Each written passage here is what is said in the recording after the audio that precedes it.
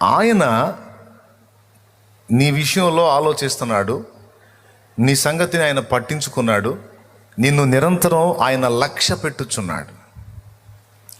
ఎప్పుడో ఒకసారి కాదు, సంవత్సరానికో 6 నెలలకో 3 నెలలకో నెలకో వారానికో 10 రోజులకో రోజు మార్చి రోజో కాదు, నిరంతరం దేవుడు నిన్ను కనిపెడుతున్నాడు.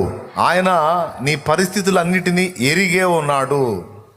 నీ విషయంలో ఆయన సీరియస్గానే ఉన్నాడు, పట్టింపు లేకుండా లేడు. కానీ మనకున్న పరిస్థితులను బట్టి మనకు అలా అనిపిస్తుంది. అసలు దేవుడు నా గురించి పట్టించుకుంటున్నాడో లేదో, మనుషులు వదిలేసినట్టు దేవుడు కూడా నన్ను వదిలేశాడా, లేకపోతే దేవుడికి కూడా నా మీద చిరాకు పుట్టిందా, చెదరేసిందా, దేవుడు కూడా నా మీద విరక్తి చెందాడా, నేమో దేవుడు కూడా వదిలేసినట్టు ఉన్నాడు నన్ను. కొంతమంది అంటారు దేవుడు కూడా నా మీద జాలి పడట్లేదు అన్నయ్య అని. అసలు ఆ మాట క్రీస్తు యేసునందున్న ఒక విశ్వాసి అనడానికి వీల్లేదు.